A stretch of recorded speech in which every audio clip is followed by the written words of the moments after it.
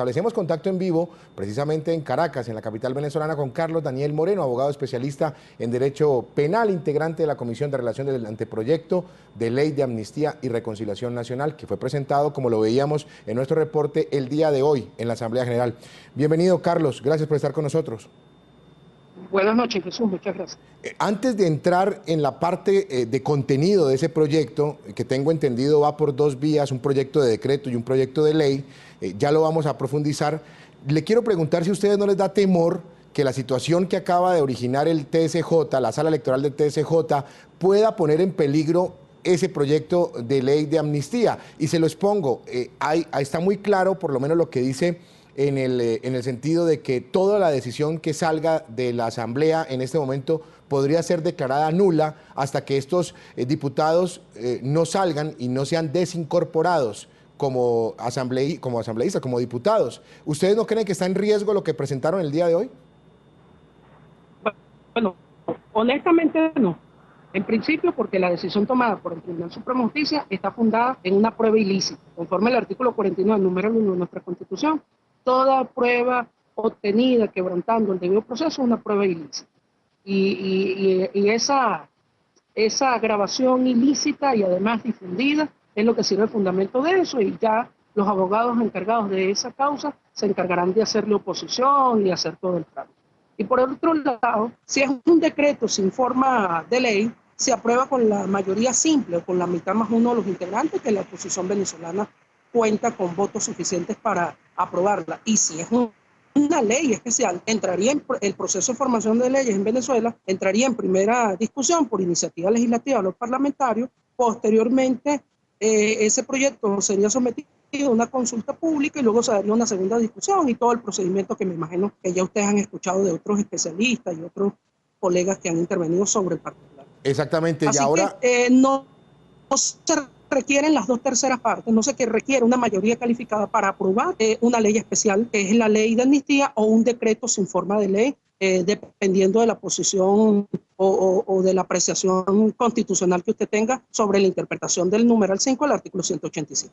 Carlos, precisamente sobre eso quiero profundizar para claridad de nuestra teleaudiencia en todo el continente americano. Se han presentado las dos opciones, bien sea proyecto de decreto o proyecto de ley.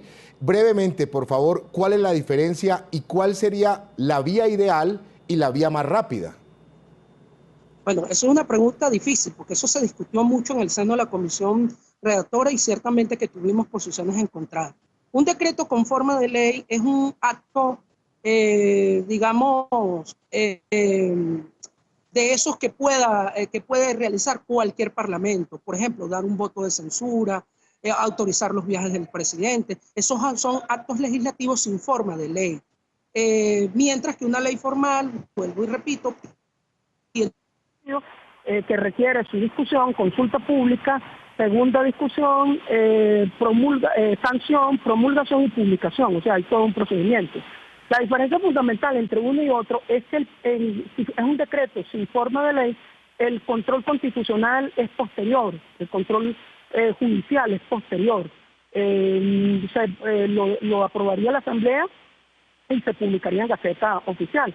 En cambio, si es una ley, el control judicial es antes, pudiera ser inclusive antes de la entrada en vigencia de la ley, por un lado. Y por el otro lado, en el decreto no puedes establecer normas de procedimiento, y en la ley sí puedes establecer normas de procedimiento porque son de reserva legal. Puedes crear procedimientos, puedes decir cómo se va a aplicar, o sea, puedes diseñar un conjunto de instrumentos normativos para la aplicación, incluso para el seguimiento de la ley. Por eso es que el decreto tiene 22 artículos y la ley tiene 27. Tiene mucho más, el proyecto de ley tiene mucho más, porque contienen, como lo estoy indicando, normas adjetivas, normas de procedimiento. Claro, ahora, el objetivo sigue siendo el mismo, bien sea por decreto o bien sea por la ley. El objetivo es beneficiar a las personas que están en este momento presas en condición de detenidos, en calidad de presos políticos en este momento. Pero también tengo entendido que beneficia a los asilados, a los exiliados, y ahí donde quiero preguntarle, ¿tienen alguna cifra que pueda compartir con los televidentes de cuántas personas podrían beneficiarse tanto por el lado de asilados, exiliados, como por el lado limpio de presos políticos? Mira, la ley está diseñada para amparar todas las acciones de persecución por motivos políticos desde el 1 de enero de 1999 hasta la entrada en vigencia de la ley. Y ampararía, estimamos que de forma directa, unas 30.000 personas, de forma directa. Y de forma indirecta pudiéramos estar hablando de decenas de miles de personas, porque es que aquí los actos de persecución no solamente han sido dentro de la esfera del derecho penal, sino también dentro de la esfera del derecho administrativo sancionatorio.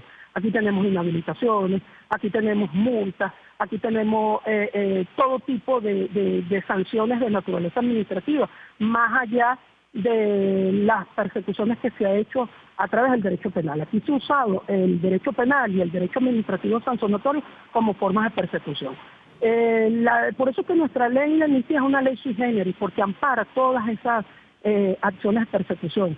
Ahí estamos hablando de casos emblemáticos como el caso de los comisarios de la Policía Metropolitana, los comisarios y los policías, y estamos hablando también de los estudiantes, y estamos hablando de los tuiteros, y estamos hablando de los comerciantes y de todo aquel que ha sido sometido a actos de persecución. Sí. O sea, nosotros estimamos solamente con los hechos que hoy presentamos cerca de 30.000 personas directas.